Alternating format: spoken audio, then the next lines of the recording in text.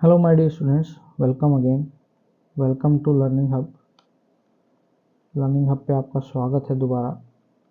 Last जो video थी उसके अंदर हमने जो ऑपरेटिंग सिस्टम है उसके फंक्शन के बारे में जो है डिस्कशन किया था। आज जो है हम नेक्स्ट टॉपिक करने वाले हैं टाइप्स ऑफ ऑपरेटिंग सिस्टम। तो जो ऑपरेटिंग सिस्टम के टाइप्स हैं उनको अलग अलग बेसिस पे जो है वो डिफ्रेंशिएट किया गया है। सबसे पहले जो हम पढ़ेंगे वो है on the basis of user interface. User interface का मतलब होता है कि जो यूज़र है वो किस तरीके से जो है आपके ऑपरेटिंग सिस्टम पे काम करेगा, उसको क्या चीज़ें दिखाई देंगी क्या नहीं देंगी। उसके बेसिस पे जो है दो कैटेगरी बनाई गई थी आपकी। पहली थी कैरेक्टर यूज़र इंटरफेस जिसको CUI बोलते हैं, और दूसरी थी ग्राफिकल यूज़र इंटरफेस जिसको GUI बोलते हैं।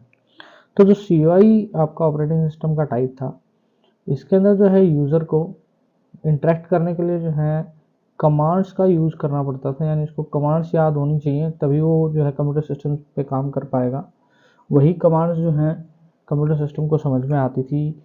यानी आपका जो CUI था उसके अंदर आपके कोई आइकन्स या आपके फाइल या फोल्डर दिखाई नहीं देते थे। जितना भी काम था वो सारा का सारा कमांड्स बेस्ड जो है वो किया जाता था। तो इसके जो एग्जांपल हैं वो हैं यूनिक्स और डॉस, जिसके अंदर आप जो है कमांड्स को टाइप करके ही काम कर सकते हैं। यहाँ अगर आप नीचे एक इमेज देख रहे हो ये वाली, तो इसके अंदर देखो आपका कोई आइकन या फोल्डर दिखाई नहीं देगा, केवल कमांड्स हैं। इन कमांड्स को इस तरीके का एक जो है कमांड प्रॉम्प्ट आपका जो है ब्लैक कलर का नज़र आता है, जहाँ पर आप कमांड्स को टाइप करते हैं। कमांड्स को जो टाइप करने के बाद आपका जो कंप्यूटर सिस्टम है उन कमांड्स को एग्जीक्यूट करता है। लेकिन GUI जो है वो इसका एकदम जो है अपोजिट था। तो जो GUI था वो आपका पॉपुलर जो है आपका ऑपरेटिंग सिस्टम का टाइप है। इसके अंदर जो है आप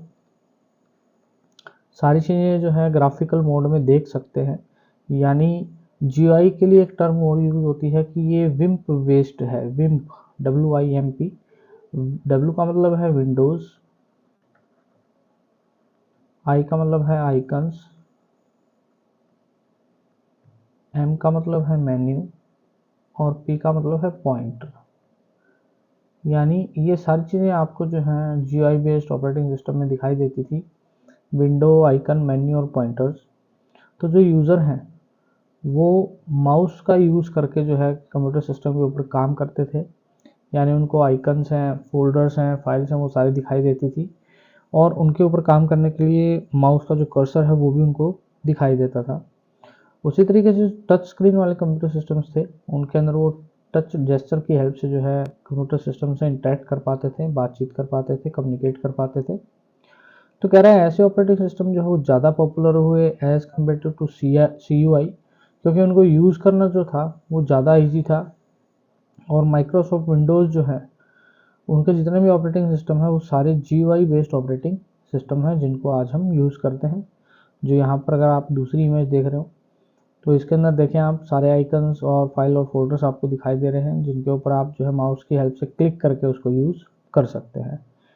तो इस तरीके से जो करेक्टर यूज़र इंटरफेस वाले ऑपरेटिंग सिस्टम थे वो कमांड बेस्ड थे। ग्राफिकल यूज़र इंटरफेस वाले जो सिस्टम्स थे वो आपके विंडो, आइकन, मेन्यू और पॉइंटर बेस्ड थे, यानी सारी चीज़ें आपको ग्राफिक मोड में दिखाई देती थी। फिर आपके आते हैं type of operating system based on their functionality, कि फंक्शन क्या है उनका, उसके बेस पर जो है आपकी कैटेगरी डिवाइड की गई।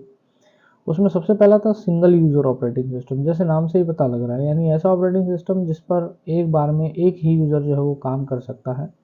तो कह रहा है ये जो आपकी टाइप थी ऑपरेटिंग सिस्टम की, ये केवल एक बार में एक ही यूज़र को जो है सपोर्ट करती थी।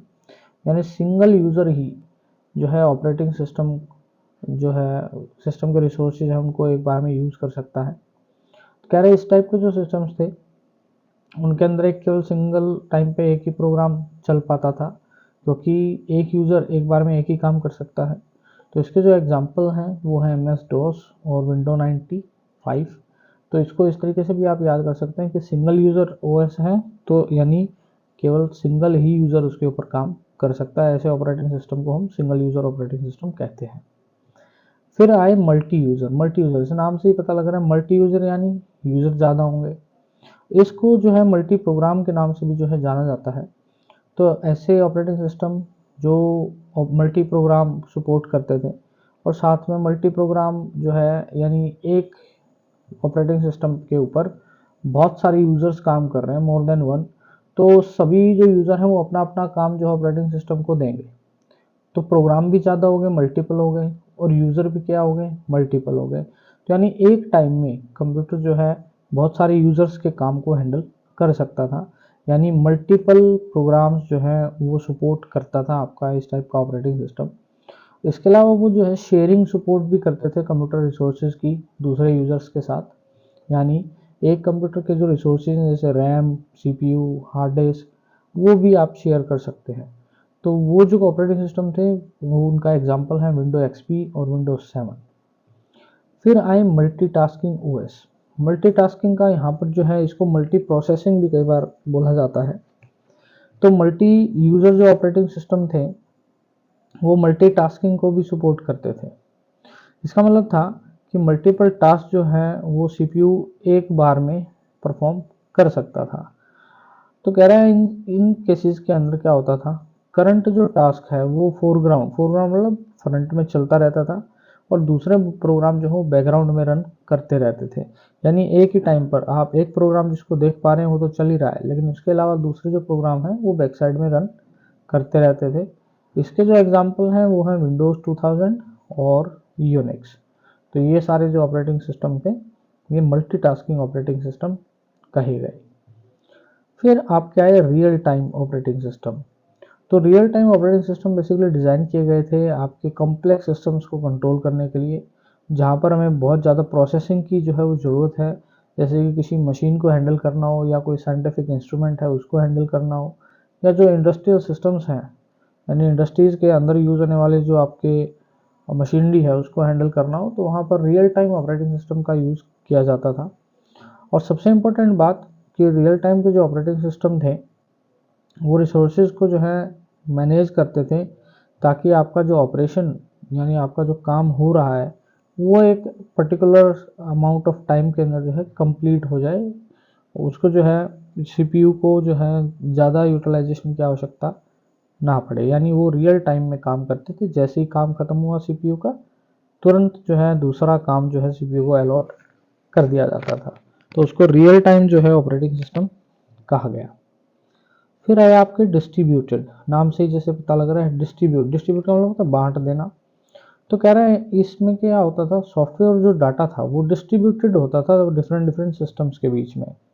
जो प्रोग्राम और फाइल्स थी वो अलग अलग स्टोरेज डिवाइसेस के अंदर स्टोर होती थी, और उन स्टोरेज डिवाइसेस की लोकेशन जो थी, ज्योग्राफिकल लोकेशन, वो भी अलग अलग होती थी, और उनको डिफरेंट डिफरेंट जो है कंप्यूटर जो है वो एक्सेस करते थे। यानी आपकी एक ही वेबसाइट का जो डाटा है वो मल्टीपल जगह पर जो है वो स्टोर होता था, लेकिन जब हम उस वेबसाइट्स को देखते थे तो वो हमें एक सिंगल डाटा के रूप में दिखाई देता था, लेकिन डाटा जो है वो अलग अलग लोकेशन पर, अलग अलग कंप्यूटर सिस्टम पर और डिवाइसेस पर क्या होता था, स्टोर होता था। तो उसको क्या कहते हैं हम, डिस्ट्रीब्यूटेड ऑपरेटिंग सिस्टम। तो ये दो टाइप के हमने जो है ऑपरेटिंग सिस्टम का पढ़े। एक पढ़े हमने फंक्शनलिटी के बेस पर और दूसरा यूज़र इंटरफेस के बेस पर। इसके बाद बात करते हैं पॉपुलर ऑपरेटिंग सिस्टम विंडोज़ 10 की। तो विंडो 10 जो है वो GUI बेस्ड ऑपरेटिंग सिस्टम है। GUI इसलिए है क्योंकि इसके अंदर में जो ग्राफिक्स है वो दिखाई देते हैं, मेन्यू है आपका, विंडोज़ है, आइकन है, पॉइंटर है, सब हमें दिखाई देता है। और ये जो ऑपरेटिंग सिस्टम था ये माइक्रोसॉफ्ट जो है उसने डेवलप किया था, और अभी सबसे ज़्यादा यूज़ होने वाला जो है वर्जन है। और इसकी जो रिलीज़ डेट है वो है 29 जुलाई 2015, 29 जुलाई 2015 को जो है इसको रिलीज़ किया गया था। विंडो 10 के अंदर जो एलिमेंट हैं वो क्या क्या है, तो सबसे पहला है आपका डेस्कटॉप।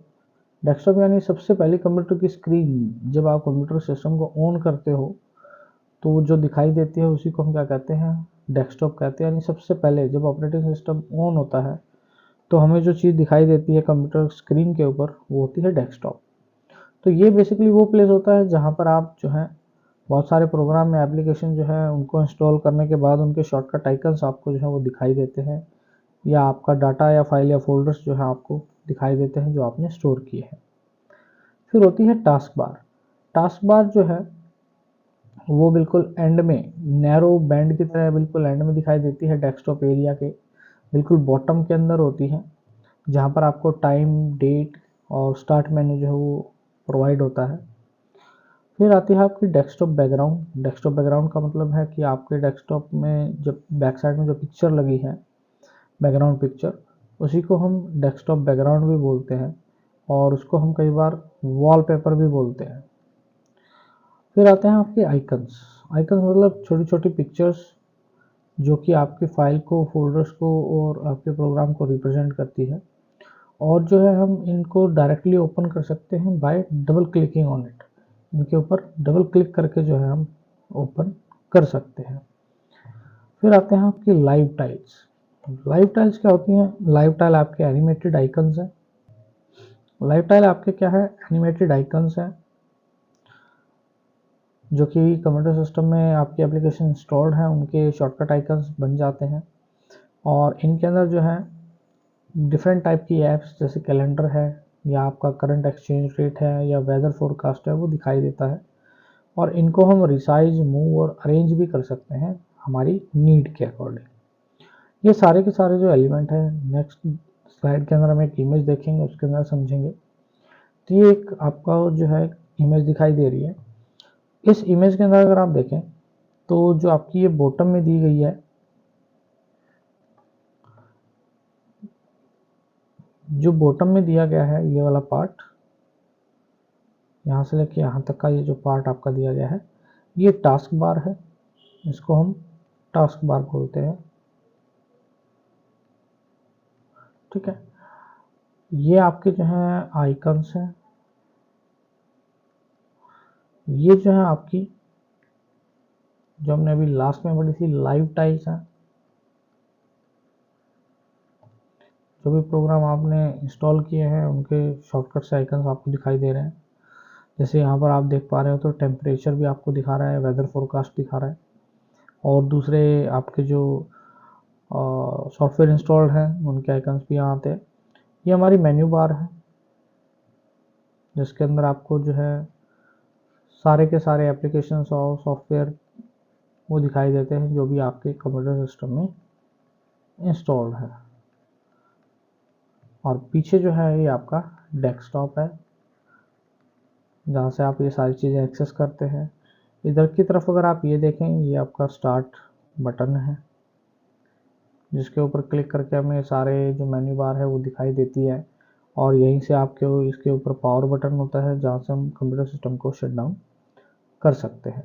टास्क बार में हमें जो है राइट साइड में आपकी टाइम, डेट जो है वो दिखाई देती है, और दूसरे एप्लीकेशन के शॉर्टकट आइकन्स भी हमें दिखाई देते हैं। इसके बाद आते हैं फाइल सिस्टम पे कि फाइल सिस्टम क्या है। फाइल सिस्टम क्या है, क्या इसका यूज़ है, उसको समझते हैं। तो फाइल सिस्टम बेसिकली क्या है? फाइल्स को किस तरीके से स्टोर किया जाए। बहुत सारी फाइल्स होती है हमारे कंप्यूटर के अंदर, तो उनको कैसे हम स्टोर करें वो हमें कौन डिसाइड करके देता है? File system. File system basically operating system का ही एक पार्ट है जिसका काम आपके कंप्यूटर सिस्टम में स्टोर हुई फाइल्स को अरेंज करना है, सिस्टमेटिक तरीके से लगाना है। क्योंकि अगर फाइल सिस्टमेटिक तरीके से नहीं होंगी तो हमें दोबारा जो है वो मिलेंगी नहीं, तो ढूंढना हमारे लिए टफ हो जाएगा। तो कह रहा है जितनी भी इंफॉर्मेशन कंप्यूटर सिस्टम में स्टोर है वो फाइल्स के अंदर होती है, और जो डिफरेंट टाइप की फाइल्स हैं वो डिफरेंट टाइप की इंफॉर्मेशन को स्टोर करते हैं। तो कह रहा है हर एक फाइल जो है उसके अंदर फाइल का नाम और पीछे नेम एक्सटेंशन होती है जो कि ये आइडेंटिफाई करने में हेल्प करती है कि वो फाइल किस टाइप की है। तो जो फाइल नेम और फाइल का एक्सटेंशन है उसको हम पीरियड साइन या डॉट के थ्रू जो है वो सेपरेट करते हैं। जैसे कि एक एग्जांपल दिया है, कह रहे हैं मान लो एक डॉक्यूमेंट है, नेहा ने क्रिएट किया था उसको नोटपैड के अंदर, और उसकी एक्सटेंशन जो है वो .txt होगी। तो यानी उस फाइल का नाम कुछ इस तरीके से होगा, नेहा .txt। तो इस पीरियोडिक साइन यानी डॉट से पहले जो है वो तो फाइल का नेम होता है, और उसके बाद आपकी होती है एक्सटेंशन जो कि हमें फाइल का टाइप बताती है। अब ये .txt हमें ये बता रही है कि ये नोटपैड की जो है वो फाइल है।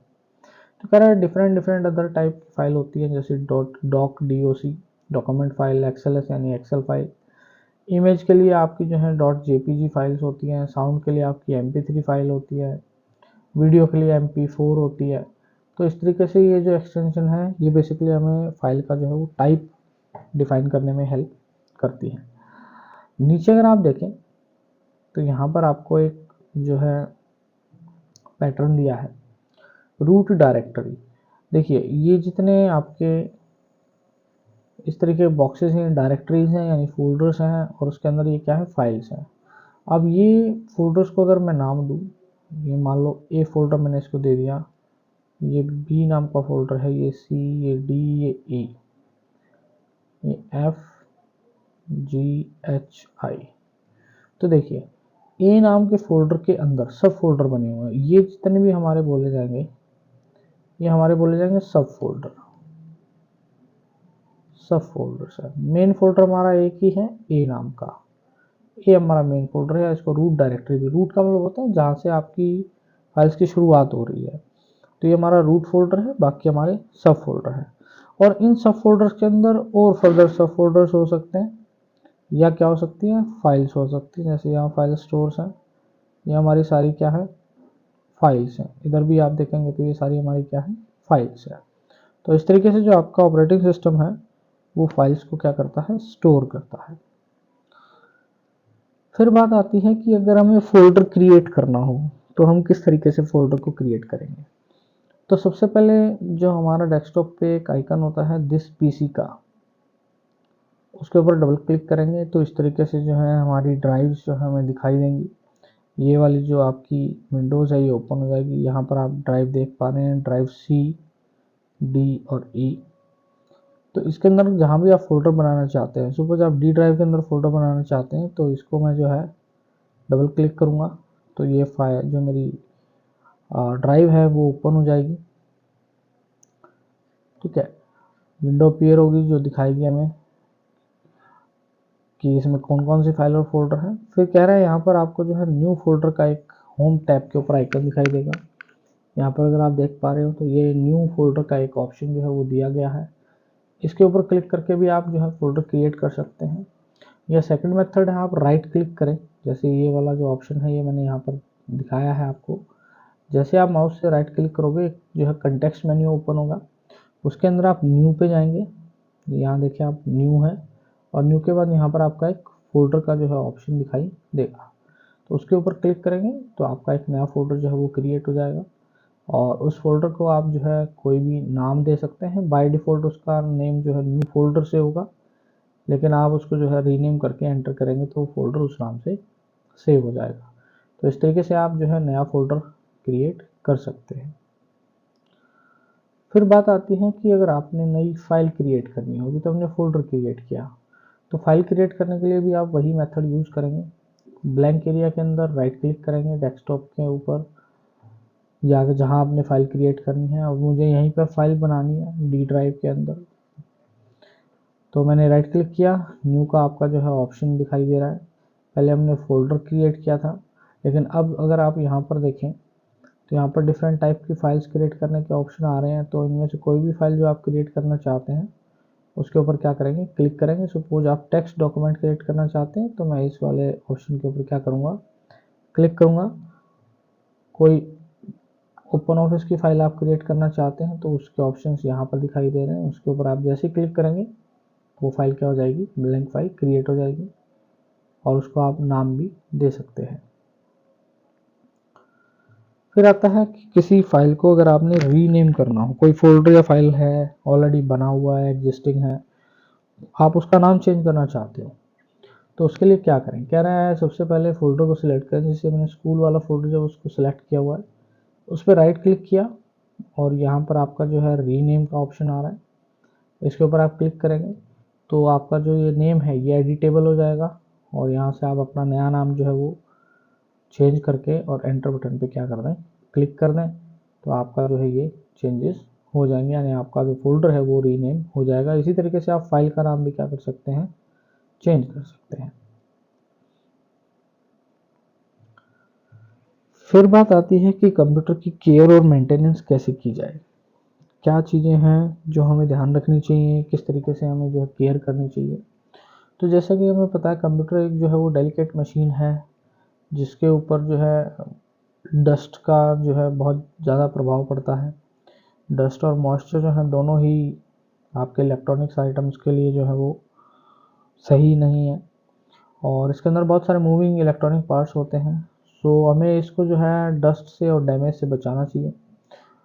और अगर हम केयरलेस रहेंगे तो हमारा जो कंप्यूटर सिस्टम है वो एफिशिएंटली काम नहीं करेगा, और हमारे कंप्यूटर और मोबाइल जो है वो सारे एक्सपेंसिव हैं, तो हमें उनकी अच्छे से जो है वो देख रेख करनी चाहिए रेगुलर बेसिस पे, क्योंकि हमें अगर इनको लंबे समय तक यूज़ करना है तो हमें उनकी मेंटेनेंस करनी ज़रूरी है। इससे हमारे जो है वो पैसे भी बचेंगे और हमें नए डिवाइस जो है खरीदने की ज़रूरत नहीं पड़ेगी। तो कह रहे हैं कुछ तरीके हैं टेक केयर करने के, इंटरनल और एक्सटर्नल दोनों पार्ट्स को कंप्यूटर के। जैसे सबसे मेन है कि आप जो है कंप्यूटर को जो है रेगुलरली डस्ट करें, यानी डस्टिंग करें, उसकी साफ़ सफाई रखें। खाने पीने की जो चीज़ें हैं वो कंप्यूटर से दूर रखें। हाँ, जिस कंप्यूटर टेबल पे आपका कंप्यूटर रखा है वहाँ पर आप जो है खाने पीने की चीज़ें ना खाएं। अपने कंप्यूटर सिस्टम को जो है डस्ट कवर से जो है कवर करें जब वो यूज़ में ना हो। सीडी और डीवीडी जो आप यूज़ करते हैं उनको अच्छे से हैंडल करें ताकि उनके ऊपर कोई स्क्रैच ना पड़े। अपने हाथ जो है वो साफ़ रखें जब भी आप कंप्यूटर सिस्टम को यूज़ कर रहे हो, कीबोर्ड को यूज़ कर रहे हो तो गंदे हाथों से कीबोर्ड का यूज़ ना करें। तो ये कुछ जनरल जो है आपकी टिप्स हैं। इनके अलावा जो है पर्टिकुलर कंप्यूटर कंपोनेंट्स जो है वो कैसे क्लीन करने चाहिए वो समझना भी ज़रूरी है। तो कह रहा है डिवाइस को क्लीन करना, जैसे कंप्यूटर मोबाइल को जो है किस तरीके से क्लीन किया जाए, कीबोर्ड और माउस को कैसे क्लीन किया जाए। तो कीबोर्ड के लिए कह रहे हैं सबसे पहले एक बात याद रखनी है कि हमें कुछ भी जो है कीबोर्ड जब पे हम काम कर रहे हैं तब हमें कुछ भी नहीं खाना चाहिए वहाँ बैठकर, क्योंकि जो छोटे छोटे टुकड़े हैं वो जो है आपके कीबोर्ड के इंटरनल पार्ट्स को डैमेज कर देते हैं, और आपको जो है कीबोर्ड को सॉफ्ट ब्रश के साथ जो है जैसा कि पिक्चर में दिखाया है उनके हेल्प से जो है उन क्रम्स को या डस्ट पार्टिकल को निकालना चाहिए। ये देखिए एक आपकी सॉफ्ट सी ब्रश है जिससे जो है ये इसकी क्लीनिंग हो रही है। ऐसे स्क्रीन जो है स्क्रीन को वाइप करना चाहिए सॉफ्ट जो है क्लोथ्स के साथ, ताकि आपके फिंगर के जो मार्क्स हैं वो हट जाएं। खाना खाते और पीने वाली चीज़ें जो है वो कंप्यूटर से जो है दूर रखें। जैसे यहाँ पर एक इमेज आप देख रहे हैं, यहाँ कॉफ़ी रखी हुई है और ये बंदा जो है लैपटॉप पे काम कर रहा है, क्योंकि अगर कोई भी चीज़ या कोई भी लिक्विड बिखर जाता है तो आपका इलेक्ट्रॉनिक डिवाइस जो है वो रिपेयर होने के चांसेस उसके कम रहते हैं, क्योंकि जैसे ही मॉइस्चर उसके कांटेक्ट में आता है तो वो डिवाइस जो है वो पूरे तरीके से डैमेज हो जाएगा, जिसको जो है रिपेयर करना पॉसिबल नहीं है। फिर कह रहे हैं डिवाइस को जो है केयरफुली हैंडल करें। कह रहे हैं आपका जो लैपटॉप है उसको कैरी करते समय ध्यान रखें वो हाथ से आपके हार्ड सरफेस के ऊपर ना गिरे, या उसको फेंक कर आप जो है ना रखें। कह रहे हैं छोटा सा भी अगर डैमेज उसकी स्क्रीन पर हो जाएगा तो उसकी हार्ड डिस्क या पूरा डिवाइस जो है वो यूजलेस होने के चांसेस बने रहते हैं।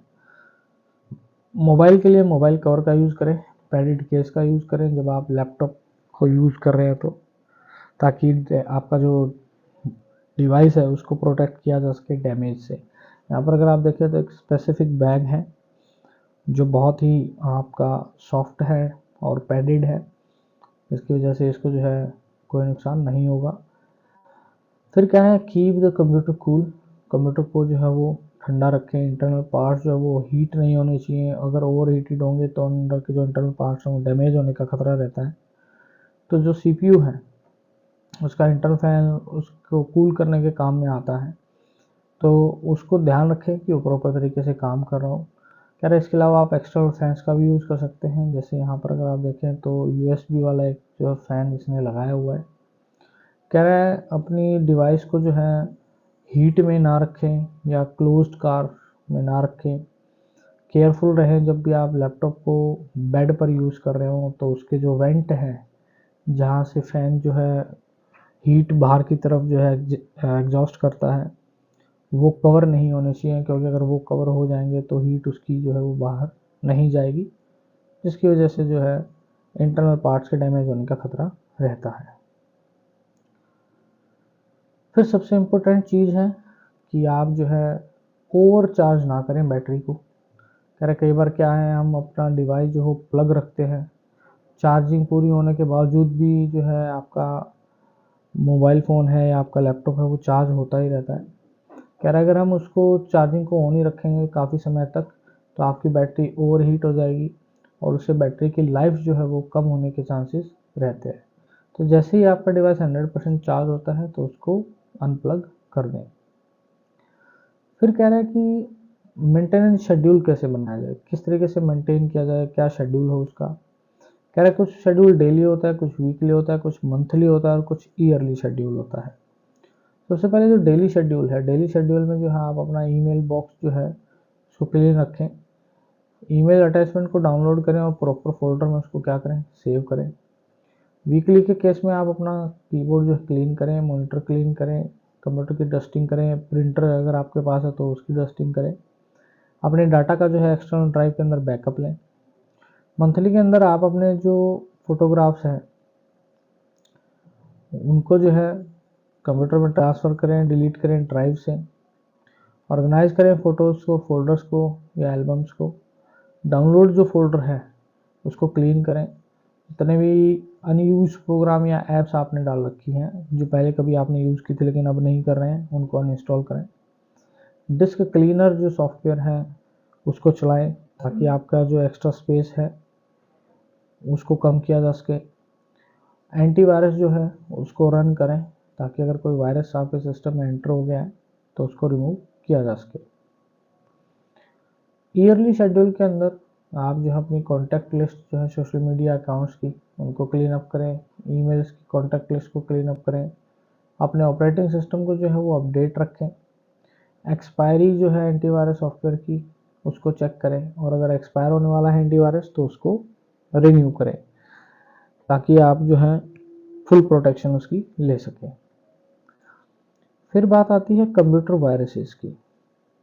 तो वायरस बेसिकली क्या है, कंप्यूटर प्रोग्राम है जो कि कंप्यूटर के ऊपर अटैक करता है और जिसको डेलिबरेटली का मतलब होता है जानबूझकर जो है प्रोग्रामर के द्वारा बनाया जाता है और उन प्रोग्रामर को वायरस प्रोग्रामर्स कहते हैं जिनका काम वायरसेस को क्रिएट करना है। तो कह रहा है वायरस जो है वो हमेशा हार्मफुल नहीं होते। कह रहा है जो भी प्रोग्राम जो कंप्यूटर सिस्टम को नुकसान पहुंचा सकता है वायरस नहीं हो सकता। फिर कह रहा है वायरस की जो फुल फॉर्म है वो है vital information resource under seize.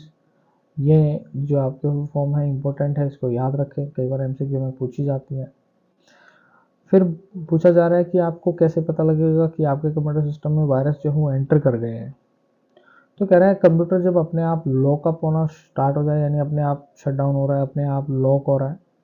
Screen distortion, screen जो है वो अजब तरीके से काम जो है कर रही है, कभी फ्लिकर कर रही है, कभी अपने आप ऑन हो जाती है, कभी ऑन हो जाती है। डाटा कोई आपने सेव किया था वो लॉस हो गया है। डिफरेंट टाइप के एरर जो है वो आपके पॉपअप के रूप में आपको दिखाई दे रहे हो। इंटरनेट स्लो हो गया हो, प्रोसेसिंग आपकी स्लो हो गई हो, कंप्यूटर का बिहेवियर जो है वो अनएक्सपेक्टेड हो गया हो, अपने आप सॉन्ग्स बज रहे हो, अपने आप ईमेल्स जा रही हो या चीज़ें डिलीट हो रही हो। डिस्क ड्राइव जो है आपकी, सीडी ड्राइव जो भी है वो एक्सेस ना हो रही हो, आप उन पर डबल क्लिक कर रहे हो लेकिन वो ड्राइव जो है ओपन नहीं हो रही है, इसका मतलब उन ड्राइव्स के अंदर क्या है, फाइल्स में वायरस है। तो ये सारे जो है वो सिम्टम्स हैं। इन सिम्टम्स से जो है बचने के लिए हमें एंटीवायरस जो है उसको इंस्टॉल करना चाहिए। एंटीवायरस को इंस्टॉल करके और उसको हम कंप्यूटर को हमेशा क्या करें, स्कैन करें।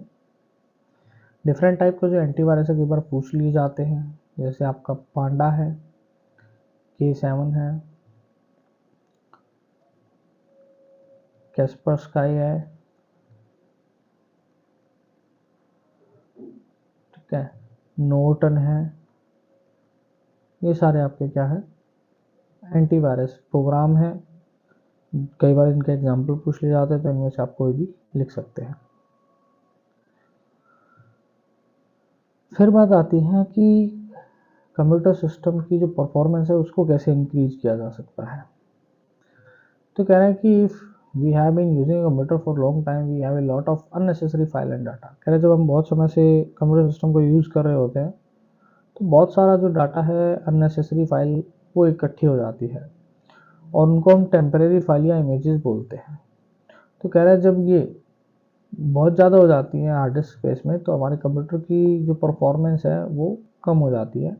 तो इसलिए हमें इन फाइलों को, जो हमारे काम की नहीं है, एक्स्ट्रा फाइल जिनको हम बोलते हैं, उनको हमें रिमूव कर देना चाहिए। और जो है हम कुछ डिस्क क्लीनर सॉफ्टवेयर का भी जो है वो यूज़ कर सकते हैं, जो कि हमारी इन अननेसेसरी फाइल्स को रिमूव करने में हमारी हेल्प कर सकता है। इसका एक शॉर्टकट जो मेथड है टेम्परेरी फोल्डर्स के थ्रू रिमूव करने का, वो हम यहाँ पर डिस्कस करेंगे। तो सबसे पहले क्या करें, स्टार्ट बटन के ऊपर क्लिक करें। स्टार्ट बटन के ऊपर क्लिक करके जो सर्च बॉक्स है उसमें रन लिखेंगे और जैसे ही एंटर करेंगे तो रन डायलॉग बॉक्स जो है वो आपका ओपन होगा। तो ये आपका रन डायलॉग बॉक्स है, जो आपके ऊपर यहाँ देखोगे तो रन लिखा हुआ है, तो ये डायलॉग बॉक्स ओपन हो जाएगा। या शॉर्टकट मेथड है, विंडो का जो बटन है कीबोर्ड पे उसके साथ में आर को प्रेस करेंगे तो भी आपका ये वाला डायलॉग बॉक्स क्या हो जाएगा, ओपन हो जाएगा, रन डायलॉग बॉक्स। यहाँ पर आप क्या लिखें, परसेंटेज टेम्प परसेंटेज। जैसे ही परसेंटेज टेम्प परसेंटेज लिखेंगे उसके बाद ओके बटन को क्या करें, प्रेस करें। जैसे ही ओके बटन को प्रेस करेंगे तो आपकी एक फ़ोल्डर जो है टेम्प फोल्डर वो ओपन हो जाएगा। ये हमारा टेम्प फोल्डर है और उसके अंदर आप देख पा रहे हैं बहुत सारी फाइल्स है। तो कह रहे हैं इन सारी फाइल्स को Ctrl+A शॉर्टकट मेथड से आप क्या कर लें, सिलेक्ट कर लें। यहाँ पर देखिए Ctrl+A प्रेस करने के बाद सारी फाइल जो है वो सिलेक्ट हो गई है। और अब डिलीट जो है वो बटन की है, डिलीट की को जो है हम क्या करेंगे, कीबोर्ड पे प्रेस करेंगे तो ये सारी की सारी जो फाइल्स हैं वो क्या हो जाएंगी, डिलीट हो जाएंगी। और डिलीट होने के बाद आपकी जो हार्ड डिस्क है उसमें स्पेस बन जाएगा और आपका जो परफॉर्मेंस है कंप्यूटर का वो बेहतर हो जाएगा। तो इस तरीके से हम जंक फाइल्स को जो है या अनयूज फाइल को डिलीट कर सकते हैं। और डिस्क क्लीनर यूटिलिटी का भी हम यूज़ कर सकते हैं। वो यूटिलिटी भी बेसिकली आपको इन पर्टिकुलर टेम्परेरी फाइल्स को डिलीट करने में हेल्प करेगी। तो यहाँ पर बेटा आपकी ये यूनिट जो है वो ख़त्म होती है। मिलते हैं नेक्स्ट वीडियो में नई यूनिट के साथ। तब तक के लिए आप वीडियो को लाइक करें, शेयर करें, सब्सक्राइब करें। Bye, take care, have a nice day, thank you.